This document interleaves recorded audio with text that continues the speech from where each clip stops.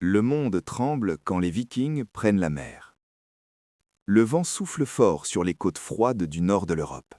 Nous sommes entre le 8e et le 11e siècle. La mer est sombre. Le ciel est souvent gris.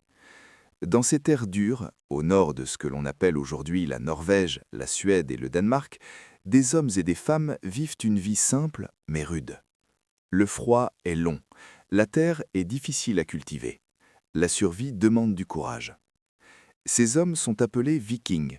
Mais ce mot ne désigne pas un peuple, il désigne une activité. Partir en mer, explorer, piller, échanger, découvrir. Les Vikings ne restent pas immobiles, ils avancent, toujours plus loin. Leur monde est petit, leurs rêves sont grands. Ils vivent dans des villages en bois, des maisons longues, faites de planches et de toits de chaume. À l'intérieur, la vie est simple. Le feu chauffe, les familles sont réunies.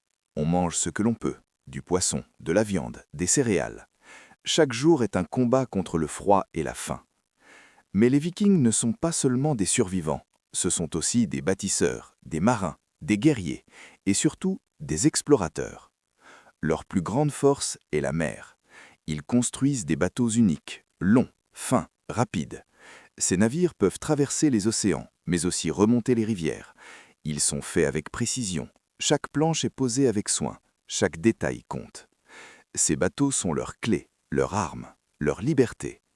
Quand ils partent, ils ne savent pas toujours où ils vont. Ils suivent les étoiles, ils observent le soleil, ils lisent les vagues, ils sentent le vent. Leur savoir est simple, mais puissant.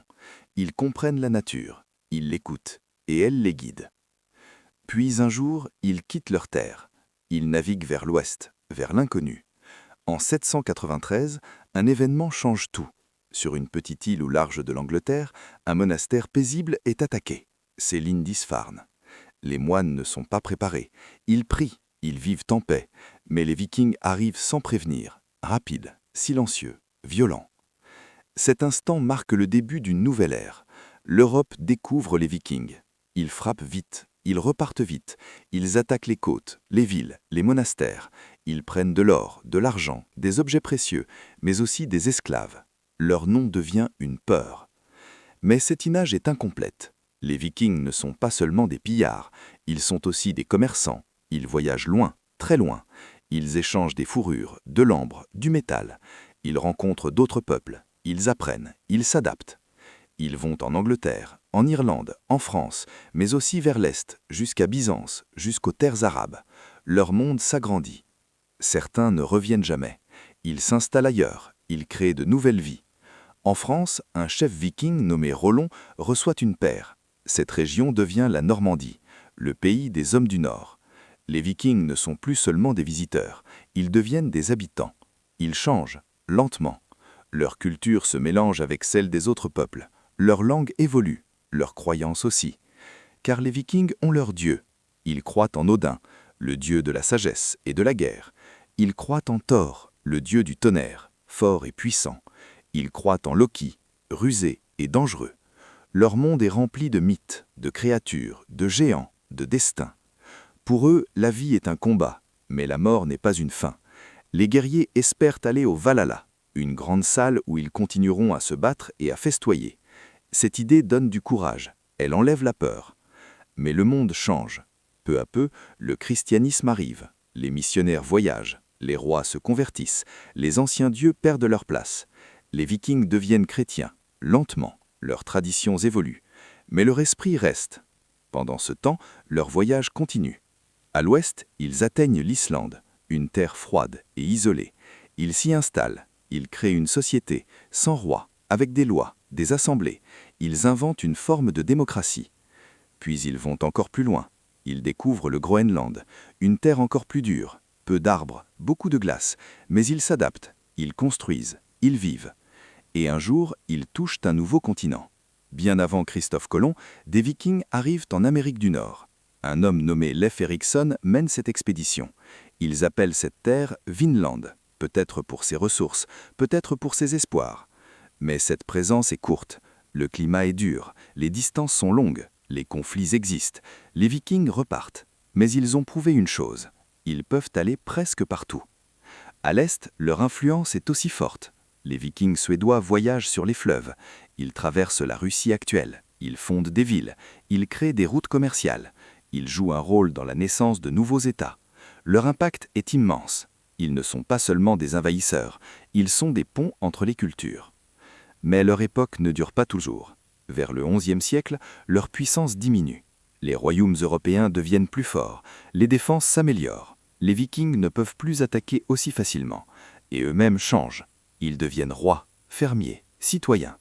Le monde se stabilise. Les grandes expéditions s'arrêtent, mais leur héritage reste. Dans les langues, dans les noms de lieux, dans les histoires, dans les gènes. Les Vikings ont laissé une trace profonde. Leur image pourtant reste souvent simple. On les imagine comme des hommes violents, avec des casques à cornes. Mais cette image est fausse. Les casques à cornes sont un mythe, une invention plus tardive. La réalité est plus complexe. Les Vikings étaient organisés, structurés. Leur société avait des règles, des lois, des rôles. Il y avait des chefs, des artisans, des fermiers, des esclaves. Les femmes avaient aussi une place importante. Elles géraient les maisons, elles pouvaient posséder des biens. Certaines participaient au voyage. Elles n'étaient pas invisibles. La vie viking était dure, mais elle était aussi riche. Riche en savoir, en courage, en adaptation. Leur art est simple mais beau.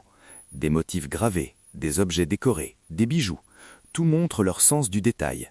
Leurs histoires sont racontées dans des sagas, des récits transmis de génération en génération. Ces histoires parlent de héros, de batailles, de voyages, mais aussi de famille, d'honneur, de destin. Elles nous permettent de comprendre leur monde.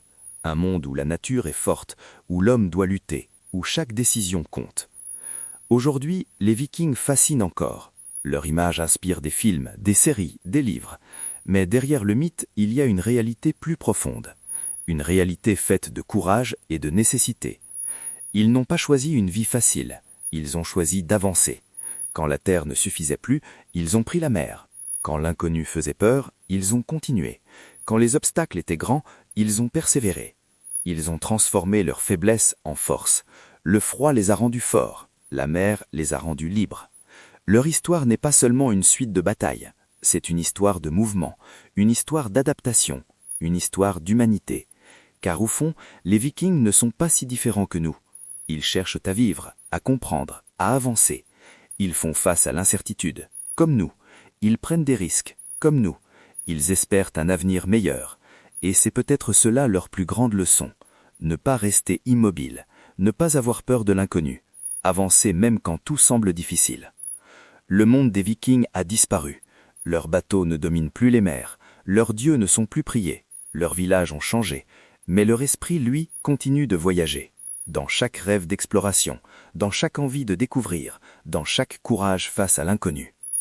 Le vent souffle encore sur les mers du Nord, et quelque part dans ce vent, l'écho des Vikings n'a jamais vraiment disparu.